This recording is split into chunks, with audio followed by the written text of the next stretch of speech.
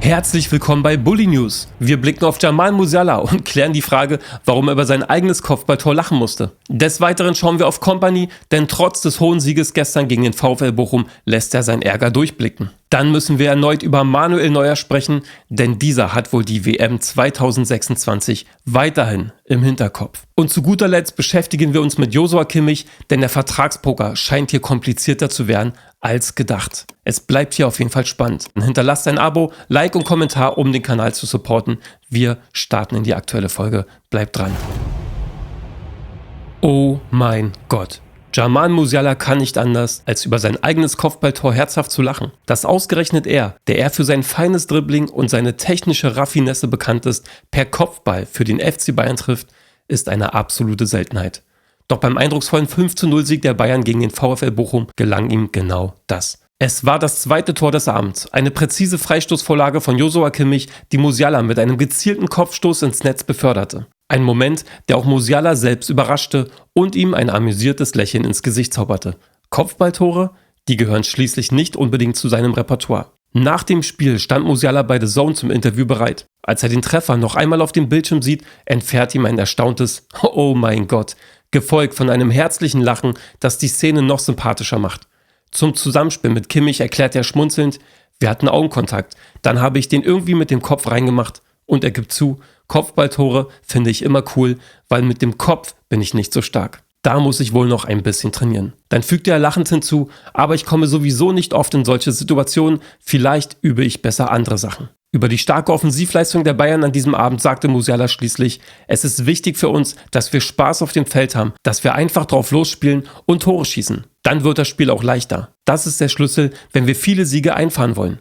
Rückblickend auf die bittere 1:4 Niederlage gegen den FC Barcelona in der Champions League meinte Musiala: "Natürlich will keiner von uns verlieren.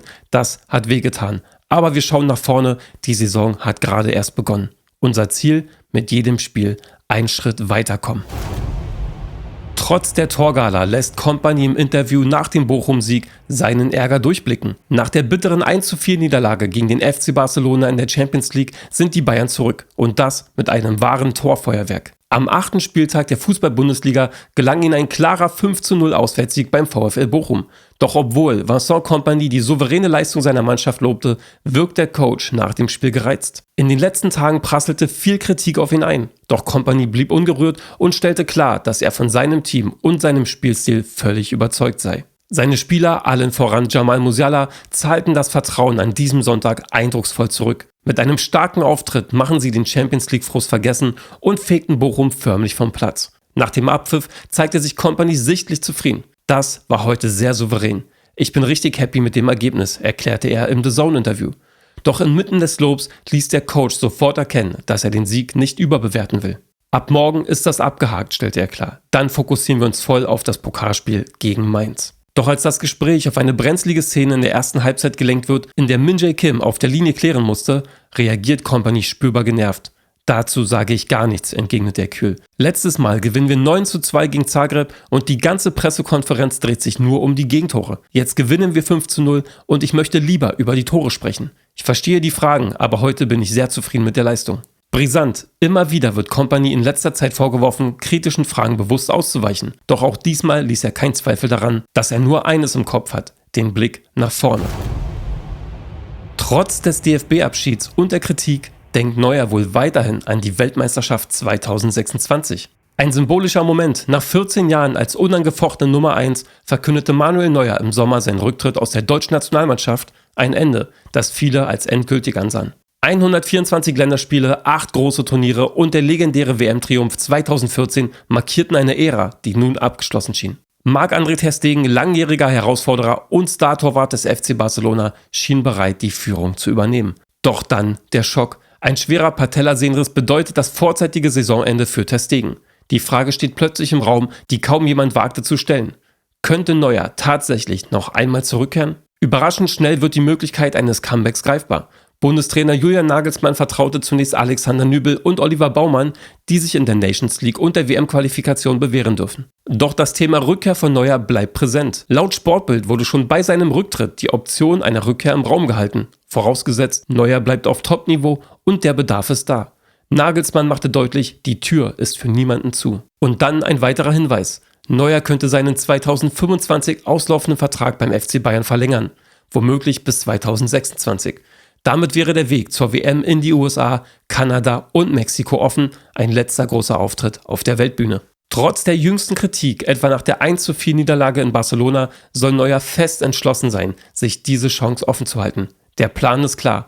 Der Weltmeister von 2014 hat die nächste Weltmeisterschaft noch lange nicht aus den Augen verloren.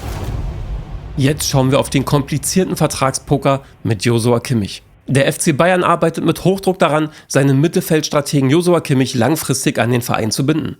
Doch die Verhandlungen verlaufen komplizierter als gedacht, besonders wenn es um das Gehalt und mögliche Wechseloptionen geht. Obwohl die Gespräche bislang in positiver Stimmung verlaufen, sind die entscheidenden Punkte nach wie vor heikel. Unter Trainer Vincent Kompany ist Kimmich wieder eine zentrale Figur im Team, eine Rolle, die seine Position in den Verhandlungen klar stärkt.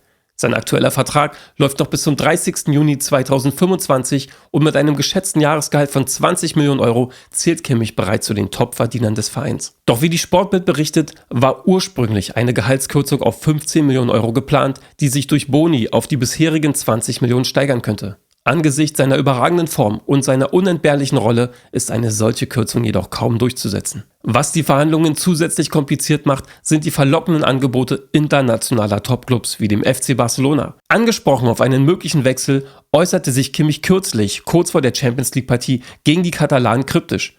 Ich mache mir keine Gedanken darüber, aber ausschließen sollte man im Leben nie etwas, auch nicht im Fußball. Ein weiteres ungewöhnliches Detail: Kimmich verzichtet erneut auf einen externen Berater, zieht nur einen Anwalt zur Vertragsprüfung hinzu.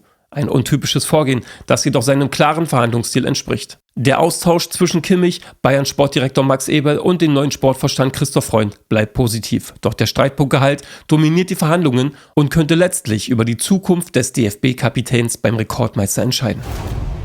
Das war's bis zu diesem Zeitpunkt mit den aktuellen News. Hinterlasst ein Like, Kommentar und ein Abo, damit ihr keine weiteren Videos mehr verpasst. Wir bedanken uns fürs Zuschauen und sehen uns beim nächsten Mal. Bis dann. Bayern News und Bundesliga Insights.